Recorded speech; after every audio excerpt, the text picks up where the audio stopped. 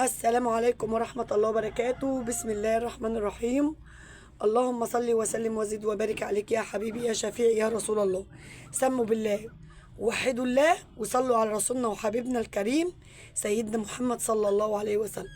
اللهم صل وسلم وزد وبارك عليك يا حبيبي يا رسول الله. طبعا الفيديو من عند البط المسكوف زي ما انتم شايفين، وطبعا مفيش الا حاجات بسيطه من العلفه اللي كنت حاطها له هنزودها، وطبعا الميه هنغيرها ونحط ميه نضيفه. طبعا البط المسكوف يا جماعه فاضل له بتاع اسبوع ويتم شهري، فاضل له حوالي اسبوع كده او اقل من اسبوع ويتم شهري او اسبوع. طبعا يا جماعه البط المسكوفي عايز دفى، البط المسكوفي ما عندوش مناعه وعايز دفى وعايز ان انت تتابعيه، وزي ما قلت لك قبل كده وقلت لكم قبل كده كذا مره وما زلت بقول، لو اعتنيتي بيه ودفتيه وحضنتيه كويس وخليتي بالك منه لما بيفلح بتاخدي منه وزن وطعم. البط المسكوفي على فكره لما بيفلح بتاخدي منه وزن وطعم. طبعا كانت في متابعه قالت لي يا أم مصطفى، كانت يعني كنت انا اتكلمت عن الرده قبل كده وقلت لكم الفايده بتاعت الرده، ان الرده بتساعد على طلوع الريش وبتساعد ان الريش ينمو، لكن هي بالنسبه للوزن ما بتزودش يا جماعه. طبعا في متابعه تعليقها على راسي من فوق قالت لي يا ام مصطفى لا ده الرده فيها فوائد كتير. انا ما اتكلمتش على الفوائد اللي حضرتك قلتيها، وعلى فكره انا رديت عليكي في التعليق، لان طبعا التعليق ده كل المتابعين اللي عندي بيشوفوه لانه تعليق على القناه على الفيديو. فانا ما اتكلمتش على فايده الرده ايه، احنا بنحط الرده، انا بتكلمي على اتكلمت على الرده من لمه حاجه واحده بس، ان هي بتزود الوزن او ما بتزودش الوزن. وقلت لكم هي لها فايده ان هي بتساعد على طلوع الريش، هي اللي انا اعرفه كده. انا الحاجات اللي حضرتك قلتي عليها انا ما اعرفهاش. انا طول عمري اعرف ان الرده، ومش كلامي على فكره، ده كلام دكتور، ودكتور يعني عايزه اقول لك يمكن من قبل ما اتولد كمان، وهم شغلتهم دي. قال لي الرده كل اللي هي الفايده بتاعتها ان هي بتساعد على طلوع الريش.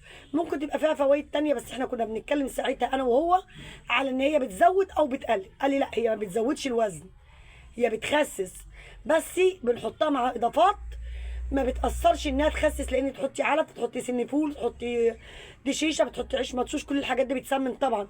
احنا بنحطها عشان هي بتساعد على طلوع الريش، بتخلي الريش ينمو عند البط او الفراخ البيت. لكن انا ما قلتش ان هي ملهاش فايده في حاجات اللي حضرتك قلتيها، بس كده، لان طبعا التعليق ده علني والكل بيشوفه، فاحنا حابين نرد لاني انا رديت بناء على ان هي بتخسس او بتزود، غير كده انا ما اتكلمتش في حاجه تانيه. ماشي. طبعا البط المسكوفي حبيت اوريه لكم، بسم الله ما شاء الله ولا قوه الا بالله. البط بتاعنا زي الفل، مكان دافي، بننظف بنظبط المكان زي ما انتم شايفين. هنحط تبني وننظف مكان اللهم صل على سيدنا محمد الميه ونغيرها، وهنزود قلت لكم برده الايه الكميه بتاعت العلف دي هنزودها. تيجي بقى نشوف البط البيور اللي الناس كلها كلمتني عليه وقالوا لي هاتوا لي علاج يا ام مصطفى. انا النهارده رحت عند الدكتور بتاع المكتب وقلت له انا عندي البط البيور، في 2 كشمانين، 2 ماتوا وفي 2 كشمانين وبيموتوا. تعالوا برضو نكمل الفيديو هناك ونشوف احنا جبنا له علاج ايه، لعل وعسى لا قدر الله يكون حد عنده نفس الموضوع ده، نشوف احنا جبنا ايه يجيب. طبعا بقى احنا جينا هنا عند البط البيور الفرنساوي اهو. البطه بقى اللي انا كنت بوريها لكم امبارح اللي كانت بتموت هيك، قعدت اعدل فيها قعدت اعدل فيها هم اهو باينين لسه هم. فهي ما كانتش بتموت، هي كانت عماله فحرت كذا فحره، حتى لما طلعت برضو شفتها تاني لقيتها لسه كويسه. فانا عدلتها، هم نايمين جنب بعض يا جماعه، بس هم البطتين اصلا الصغيرين نايمين هنا جنب بعض، هم حتى باينين فهي فيها روح واحنا فينا روح. المهم هم البطتين موجودين زي ما هم، اللي انا قلت لكم انقرضوا صغيرين زي ما هم. اللي كانت بتموت ردت فيها الروح تاني وقامت، وبرده طلعت بعد ما عدلتها وشفتها، طلعت تاني لقيتها نايمه نفس النومه وعماله زي ما اكون بتطلع في الروح، لقيتها صاحيه. قلت والله انا عايزاكي، مش عايزاكي تموتي، عايزاكي تبقي صاحيه. المهم عدلتها. طبعا العلف موجود والميه برده بننضف مكانها وبنحط تبن جديد وبنغير السقايه. طب انت دلوقتي يا ام مصطفى جبتي علاج ايه للبط؟ لعل وعسى احنا نستفيد من حضرتك او منك، احنا كلنا اخوات في الله.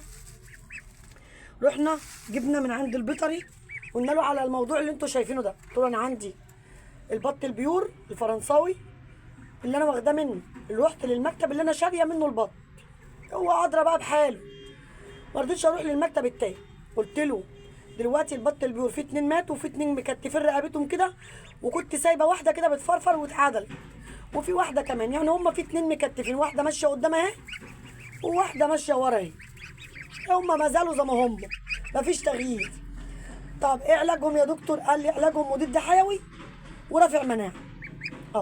مضاد حيوي، بس ايه، اللهم صل عليك يا نبي. مضاد حيوي يا جماعه ورافع مناعه، لسه جايباهم الازازتين النهارده حالا، مضاد حيوي ورافع مناعه. طب يا مصطفى، مضاد حيوي قوي ورافع مناعه كويس جدا، طبعا الازازتين دول ب 65 جنيه، عشان حد اقول الازازتين دول بكام؟ ب 65 جنيه الازازتين دول، مضاد حيوي ورافع مناعه.